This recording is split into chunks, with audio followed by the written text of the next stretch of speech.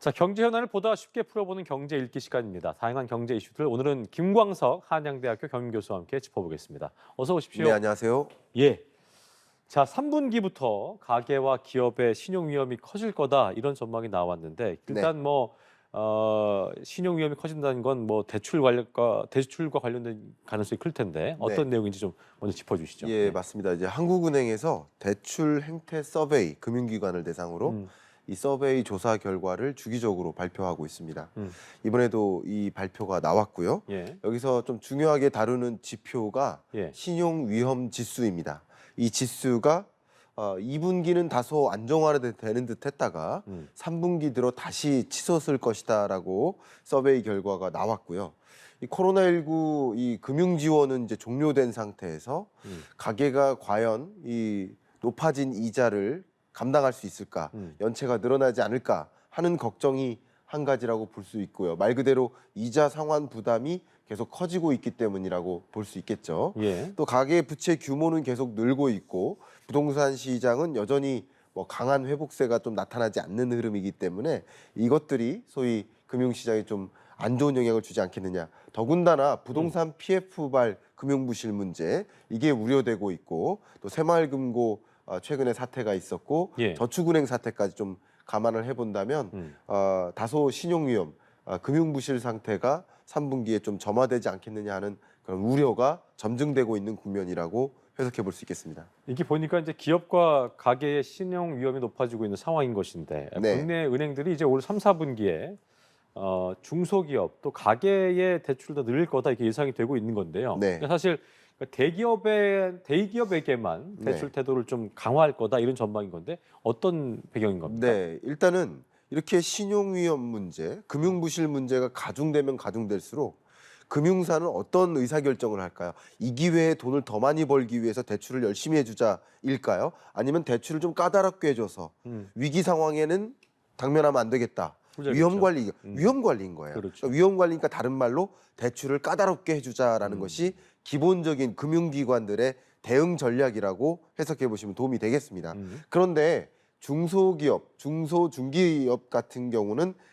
대상의 어떤 대출 확대 전략 같은 것들이 또 표명되는 것이 한 가지 있겠고요. 음, 또 다 위험한 것은 아니고 유망한 또 중소기업들의 경우에는 대출을 또 적극적으로 해줌으로써 예, 또 이익을 추구할 수 있는 거거든요. 음, 두 번째는 가계인데요. 정부가 어쨌든 부동산 규제를 완화하고 대출 규제를 또 완화하죠. 이런 것들이 실제 매수세로 나타나고 있고요. 주택 거래량이 상당 부분 회복되고 있고요. 이런 것들을 생각해 본다면 음, 가계에게는 적극적으로 대출을 해줌으로써 예, 또 이익을 취할 건 취해야 되겠다라는 선택의 문제 예. 이렇게 해석하시면 도움이 될 것 같습니다. 그렇군요. 자, 어쨌든 연체율이 좀 상승 국면을 보이니까 이제 건전성 관리에 빨간불이 들어온 상황에 이 금융권 얘기인데 네, 이 금융권 같은 경우는 3, 4분기 역시 대출 문턱을 높일 예정이라고 하셨습니다. 뭐 안전 관리 그렇습니다. 차원에서. 네, 자, 그렇게 되면 저축은행들의 어떤 대출 문턱을 높이게 된다면 네. 금융 취약계층들은 그야말로 더 고립된 상태 될 수밖에 없겠고 결과적으로 이것도 안 되니까 더 고금리 불법 사채로 갈 수밖에 없을 테고요. 네. 이것도 좀 대책이 필요해 보입니다. 정확하십니다. 그러니까 대출 태도 지수라는 것도 이 통계 안에 들어갑니다. 요약을 해본다면 상호 저축은행은 마이너스 23, 음, 그리고 상호 금융조합은 마이너스 22, 그리고 상명보험사는 마이너스 11. 그러니까 예. 대출을 안 해주겠다라는 방식인 거예요. 자, 이렇게 해주다 보면 만약에 대출을 필요로 하는 가계가 있다고 할 때 대출 문턱을 높이게 될 경우 그러면 대출이 필요 없어질까? 대출 자체가 필요 없어지진 않거든요. 그렇죠. 그걸 이른바 뭐라고 합니까? 풍선 효과라고 하죠. 이쪽에서 대출을 못 받으면 다른 데로부터 대출을 받아야만 하는 그런 상황이 바로 이 대출 구조라고 볼 수 있겠는데 예. 결국 이쪽에서 누르면 이쪽에서 튀어오는 것처럼 어떻게 보면 이 풍선 효과가 일어날 것 이게 가장 걱정이 되고요. 말씀하신 예. 것처럼 고금리 불법 사채로 연결되지 않을까 이런 것들이 가장 우려되기 때문에 음. 이런 부분들의 문제를 또 해결하는 방향으로 음. 가계부채 대책을 좀 마련할 필요가 있겠다라고 생각합니다. 어떤 방법들이 좀 구체적으로 있을까요? 가장 대표적인 것 중에 하나가 음. 일단은 취약 계층에게 취약 차주라고 하죠. 참 돈 빌리기 쉽지 않은. 그렇죠. 이들의 경우 서민금융이라든가 그렇죠. 안전판 제도를 마련해서 직접 대출을 하는 것도 한 가지 방법이겠고요. 또 1금융권을 이용해서 정책 금리를 활용해서 대출을 받을 수 있도록 한다든가 이렇게 혹은 상환 능력을 또 보존시키기 위해서 고용 시장에서 이탈한 취약계층 이들은 좀 공공 근로 사업에 참여할 수 있도록 해서 대출을 갚을 수 있는 능력을 보존한다든가 이런 여러 가지 접근 방식이 필요하다고 생각이 됩니다. 예. 뭐 지난해 그랬었죠. 그 둔촌 아파트 주공 거기 네. 이제 공사 중지되면서 사실 네. 그때 이제 규제도 많이 풀리기도 했었고 뭐 또 분양이 돼야 되니까 사실 PF 대출에 대한 그 문제, 네. 그 위험도 네. 이것이 경기에 어떤 영향을 줄 거라 안 좋은 영향을 미칠 거라는 어떤 예상은 전문가들 사이에서 계속 해왔고 그렇습니다. 이 자리를 통해서 저희가 많은 얘기 주고받고 했었는데 네. PF 대출, 이 금융권 대출 잔액이 131조. 그러니까 이제 지난해 12월 말과 비교를 해보면 네. 3개월 만에 1조 3천억 원이 늘었다. 이게 예. 심각한 수치인 건지 어떻게 네. 좀 흘러가고 있는 건지 좀 그 상황을 좀 짚어주시죠. 부동산 PF 대출 잔액을 가지고 부실 규모를 가지고 추산을 해본다면 임계치를 접근했거나 접근한 임계치에 좀 그래요? 초과했다라고 판단해 볼 수 있을 것 같고요. 왜냐하면 이 대출 자체가 문제가 아니에요. 예. 대출을 상환할 수 있는 능력이 능력. 있느냐 그걸 네. 보는 것인데 그런 걸 가지고 같이 고루 비교를 해보면 지금 표를 봐도 연체율이 상당히 늘었네요. 그렇습니다. 그렇죠? 연체율이 좀 중요한 겁니다. 지금 그러니까요. 말씀드리려는 게 그건데요. 네. 이 연체율을 보시면 종전까지만 해도 1.19%였는데요. 이번에 2.01%로 또 올라갔습니다. 그러니까 결국 상환 능력이 부족하기 때문에 연체가 이루어지고 연체가 또 장기화되면 부실채권이 되는 거거든요. 그렇죠. 그러니까 부실채권이 되면 은행권 입장에서 금융권 입장에선 받을 수 없는 돈의 성격이라고 좀 규명하는 거예요. 빌려는 줬지만 이거 받기 힘들구나. 그렇죠. 그러면 그 건설사나 기업은 부실 때문에 도산할 수 있고요. 그러면 그 부실 문제를 떠안을 수 있고요. 금융부실은. 담보 잡은 게 있다 하더라도. 그렇죠. 그럼 금융부실이 또 역시 다른 금융기관으로 전파될 수 있겠죠. 전이될 수 있다는 거죠. 그걸 뱅크데믹이라고 표현하죠. 그렇군요. 그런 현상들이 가장 그렇게 되면 걱정이 되는 또 것이죠. 뱅크런 사태 같은 게 나타날 수도 있는 거고 금융기관이 좀 위기로 갈 수 있기 때문에. 그렇죠. 말 그대로 진정한 부실이 아닐지라도 이 은행의 금융부실 상황이 실제 연출되고 있네. 그러면 갖고 있던 저축했던 돈을 빼고 싶죠. 사실 그 부실 징조 때문에 금융 위기가 오는 것이 아니라 부실 징후가 있네. 그러니까 그 국민이 뭐라고 합니까? 자금을 빼야겠다. 저축했던 돈을 빼야겠다. 빼는 과정에서 여력이 상실되면서 위기까지 올 수 있는 거거든요. 그렇군요. 그러니까 그런 것들 우려감 모두, 때문에. 그렇죠. 우려감이 너무 과도하게 고조되면 그렇죠. 예, 그렇기 때문에 그런 우려감이 과도하게 고조되기 전에 먼저 선제적인 대응을 할 필요가 있다라고 생각을 합니다. 그러니까 PF 대출 이거 상황 굉장히 문제될 수 있다. 네. 뭐 다른 전문가분들도 이 시간 통해서 많이 얘기하셨었는데 맞아요. 그렇다면 김대호 박사님, 우리 김광수 박사님께서 보실 때 네. 쉽게 얘기해서 네. 시청자가 볼 때도 그럼 이게 PF 대출이 정말 경기에 위험을 줄 수 있는 거야? 아까 네. 같은 뱅크댐이 올 수 있는 거야? 네. 그럴 가능성에 대한 점은 어떻게 좀 보시는지 예상 네. 좀 해주시죠. 그 가능성 정도를 뭐 쉽게 설명드리긴 좀 또 어려운 부분이 그렇죠. 있겠습니다만 가능성이 굉장히 많다라고 보진 않습니다. 아. 현재로서는 관리 가능한 범주에 관리 있다라고 가능하다. 생각을 합니다. 근데 이 부동산 PF 이 대출 잔액이 쌓이고 있는데 전체가 못 받을 돈 이건 아니거든요. 전체가 금융부실은 아니거든요. 예. 근데 지금 그 전체의 금융 대출 잔액 중에서 가장 문제가 될 만한 그 영역 중에 하나가 새마을금고 사태가 있었죠. 예. 그다음 또 한 가지 걱정되는 부분이 바로 증권사 부동산 PF 대출 잔액입니다. 그렇군요. 근데 이 증권사 부동산 PF의 경우에 연체율이 계속 올라가고 있는데 23년 1분기 기준으로 15.88%가 됐습니다. 이거는 실로 어마어마한 숫자의 그렇죠. 연체율입니다. 이게 2020년에는 3.37%였는데 5배가 올랐네요. 네. 어. 2022년 10%였는데 야. 23년 지금 15.88%니까 굉장히 높은 수준으로 올라갔고요. 예. 전체의 부동산 PF 대출 잔액에서 증권사 부동산 PF 대출 잔액이 차지하는 비중은 상대적으로 작습니다. 그러니까 전체의 금융부실로 연결될 거라고 생각은 안 돼요. 그래서 관리 가능하다라고 표현한 거예요. 다만 증권사 부동산 PF 부문만큼은 상당히 부실이 정말 우려된다. 이렇게 판단할 수 있을 거라고 생각이 됩니다. 전체 경기에 미치는 영향이 클 수 않을 수 있겠습니다만 네. 증권사의 어떤 대출 상황에 대해서는 네. 좀 문제가 될 수 있다. 예, 추가적으로 너무 좋은 말씀 주셔가지고 첨언을 드린다면 어떤 일개 부문에서 금융부실이 발견된다. 예를 들어서 우리가 몸을 가지고 생각했을 때 그렇죠. 당장 이 발톱에 뭐 어디가 상처가 났어요.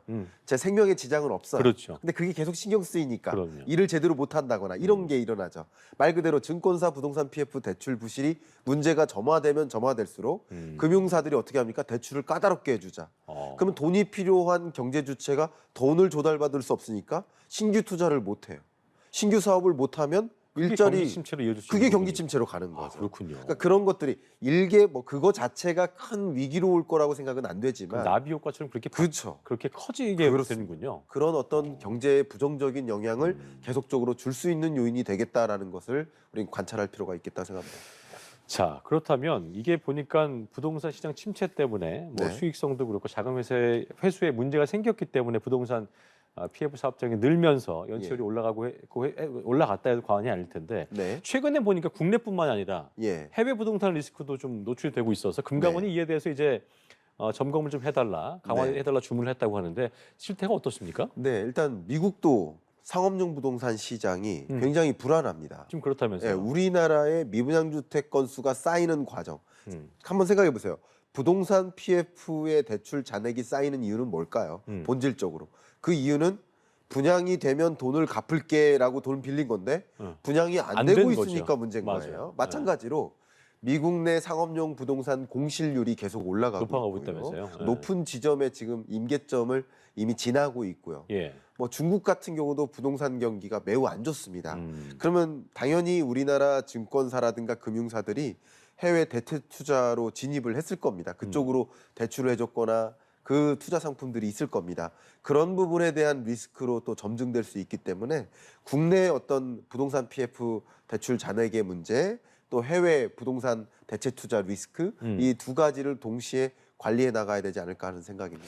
자, 그렇다면 이 PF 부실 문제가 심각해질수록 금융당국 입장에서는 정부 입장에서도 총력 대응을 해야 될 텐데 네. 몇 가지 어떤 안을 내놓은 것 같은데 네. 전문가께서 보실 때 예. 이게 좀 충분할 것인가, 실효성이 있을 것인가에 대한 진단을 좀 해주시죠. 예. 네, 일단은 이번에 4월 말부터 가동을 다시 했습니다. 이 PF 대주단 협약. 어떤 인데요. 의미예요, 이게? 이게 뭐냐면 PF 부실 문제가 사태가 상황이 심각하다 보니까 그냥 지켜보면 안 되겠다. 그래서 어떤 사업장이 실제 부실 상황에 놓였는지 혹은 조금 있으면 정말 말 그대로 부실로 연결될 수 있겠다든지 그러니까 부실 사업장 혹은 부실 우려 사업장 실사를 하는 거군요. 그렇죠. 그런 실사를 해서 사업장 중에서 지금 발견해 보니까 91곳 정도의 사업장이 굉장히 부실하거나 부실 우려 상황에 놓일 가능성이 높아진 거예요. 그러면 이 사업장을 모두 보호하기보다는 옥석을 가려야 되겠죠. 선택과 집중을 해야 그렇죠. 되는 거군요. 그것도 다 취하는 입장입니다. 옥석을 가려서 현재는 66곳의 사업장에게 만기를 연장해 준다든가 아니면 신규 자금을 지원해 준다든가 해서 이런 죽음의 계곡으로 표현해 볼까요? 죽음의 계곡을 건널 수 있도록 지원책을 마련하는 것이죠. 그런 것들이 지금 PF 대주단 협약에서 이루어지고 있는 일이라고 생각할 수 있습니다. 그렇군요. 알겠습니다. 정부의 대책을 지켜보겠고요. 자, 삼성전자 올해 2분기에도 전 세계 스마트폰 시장에서 점유율은 1위를 기록을 했습니다. 네. 다만 뭐 시장이 굉장히 지금 전반적으로 침체되고 있기 때문에 판매량 자체는 지난해보다 좀 감소했는데 현 상황을 좀 먼저 진단을 해볼까요? 네.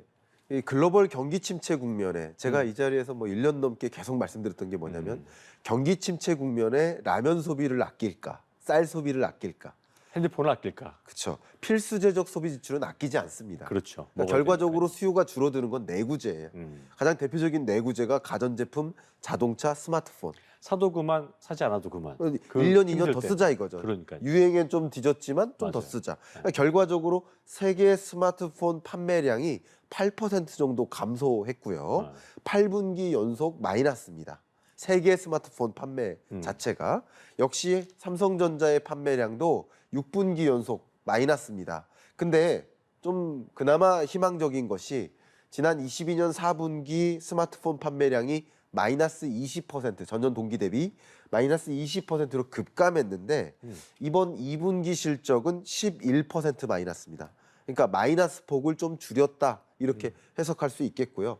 다만 여기서 한 가지 긍정적인 거, 이게 좋은 건지 모르겠지만 뭐 이런 표현 써도 될지 모르겠습니다. 얻어 걸렸다? 이게 무슨 말이냐면 세계적으로 스마트폰 판매가 줄어드는데 상대적으로 우리나라의 스마트폰은 덜 줄은 거예요. 그러니까 그래서 줄긴 줄었지만 덜 준 거네요. 그렇죠. 덜 줄었기 때문에 세계 시장에서 점유율은 오히려 올라가거나 1위 자리죠. 우리나라 스마트폰 시장 점유율이 삼성전자가 21%입니다. 아, 그래요? 예, 5대 중 한 개군요. 1위입니다. 애플이 17%로 2위입니다. 그렇군요. 그 밖에도 샤오미나 오포가 있는데 각각 13%, 10%. 거기도 많이 올라왔네요. 예, 많이 올라왔긴 하지만 어쨌든 1위 자리를 유지할 수 있었던 건 세계적으로 글로벌 스마트폰 판매량이 줄고 있지만 삼성전자는 그나마 방어했다. 이렇게 해석해 볼 수 있습니다. 프리미엄 폰 나오니까 이것도 좀 기대를 반등하는데 기대를 해볼 수 있을까요? 시장 반등을? 맞습니다. 이 600억 달러가 기준인데요. 한국 돈으로는 약 76만 원 정도 됩니다. 이 정도 윗단의 그런 제품들을 우리는 고가 제품군이라고 그렇죠. 보는데 이 고가 제품군의 스마트폰은 꾸준히 늘고 있습니다. 판매가. 그리고 스마트폰 재고가 다소 건전화되고 있습니다. 재고가 너무나 쌓였기 때문에 문제였는데 이런 문제도 해소되면서 우리가 염려했었던 그런 수준이 아니라 이제 글로벌 경기 회복과 함께 상대적으로 이 스마트폰 판매도 동시에 같이 맞물리지 않겠는가 하는 기대감이 드는 국면이라고 볼 수 있습니다. 알겠습니다. 여기까지 경제일기 김광석 교수와 함께했습니다. 오늘 말씀 고맙습니다. 감사합니다.